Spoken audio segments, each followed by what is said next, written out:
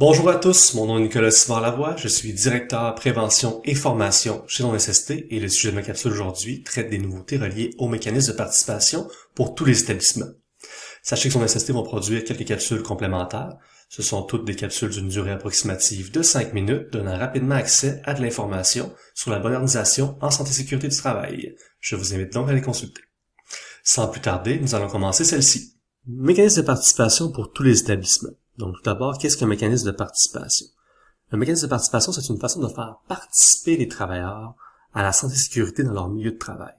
Et qu'est-ce qu'on entend par tous les établissements? Donc, c'est tous les secteurs d'activité, excluant celui de la construction.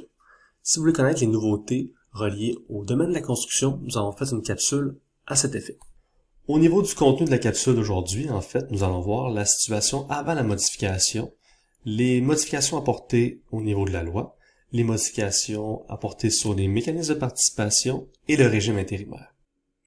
Donc, commençons par la situation actuelle avant la modification de la loi. Actuellement, seulement les groupes prioritaires 1 et 2, à partir de 20 travailleurs et plus, étaient dans l'obligation d'avoir un comité SST et un représentant de la prévention. Les groupes prioritaires sont des regroupements de secteurs qui tiennent compte en fait de la fréquence et de la gravité des lésions professionnelles. Ça passe de 1 et ça va jusqu'à 6. Statistiquement parlant, le groupe 1 est considéré comme plus à risque par rapport au groupe 6. Tout le reste des entreprises n'avaient pas ce genre d'obligation-là. C'est vraiment selon la bonne pratique et sur une base volontaire, peu importe la taille de l'entreprise. Maintenant, nous allons voir les modifications qui vont être apportées sur la loi. Donc, la grande nouveauté avec la loi modifiée, c'est que toutes les entreprises maintenant vont devoir avoir un mécanisme de participation en place. Et ce qui va venir déterminer le mécanisme à mettre en place, c'est la taille de l'entreprise. Donc, il n'y aura plus de distinction maintenant entre les différents secteurs d'activité, comme il y avait auparavant. Et maintenant, regardons les modifications demandées sur les mécanismes de participation. Avec la loi modifiée, il existera maintenant 3 mécanismes de participation. Pour les entreprises de moins de 20 travailleurs, un agent de liaison en santé et en sécurité devra être nommé. Pour ce qui est des entreprises de 20 travailleurs et plus, un comité et un représentant devront être mis en place. Regardons un peu plus en détail les informations pour l'agent de liaison, que je rappelle, obligatoire pour tous les établissements de moins de 20 travailleurs. L'agent devra recevoir une formation pour son rôle. Le contenu exact de cette formation reste encore à déterminer par la CNESST. L'agent devra également coopérer avec l'employeur en facilitant la communication des informations et en effectuant le lien entre les travailleurs et l'employeur en matière de santé et de sécurité. Il devra faire des recommandations écrites à l'employeur sur l'identification des risques dans le milieu de travail et devra porter plainte à la CNESST si l'employeur démontre aucune ouverture à rendre son milieu de travail plus sécuritaire. Le comité SST, obligatoire à partir de 20 travailleurs et plus, devra recevoir une formation pour les membres. À titre informatif, cette formation est offerte chez l'ONSST. Le comité devra effectuer une rencontre trimestrielle. Pour les rôles et responsabilités du comité, celui-ci va devoir, entre autres, participer à l'identification et à l'évaluation des risques présents dans le milieu de travail, choisir les moyens et les équipements de protection individuelle les mieux adaptés aux besoins des travailleurs, tenir un registre d'accidents, d'incidents et de premiers secours et enquêter sur les événements, faire des recommandations à l'employeur en matière de santé et sécurité du travail. Ce sont quelques exemples de responsabilités du comité, pour ne nommer que celles-ci.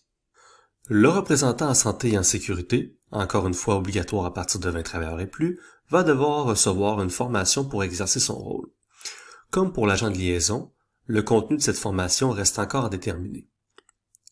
Le représentant va devoir communiquer des recommandations au comité et les consigner par écrit.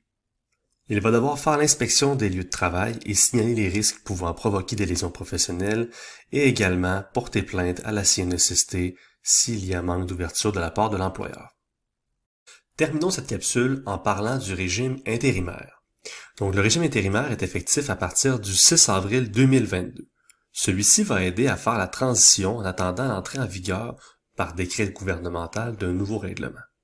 Le régime intérimaire va donc demander à partir du 6 avril 2022 aux entreprises de moins de 20 travailleurs de documenter l'identification des risques pour la santé et la sécurité. Pour voir comment faire une identification des risques, je vous invite à consulter la capsule à cet effet. Les entreprises devront également nommer un agent de liaison. Pour ce qui est des entreprises de 20 travailleurs et plus, à partir du 6 avril 2022, ils devront également documenter l'identification des risques pour la santé et sécurité au travail.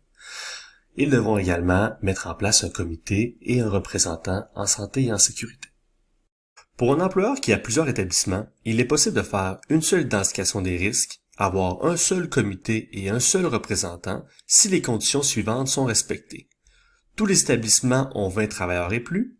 Les activités exercées sont de même nature, donc des activités similaires ou apparentées, et les membres du comité et le représentant peuvent exercer leurs fonctions adéquatement pour chacun des établissements, en considérant notamment la distance de déplacement.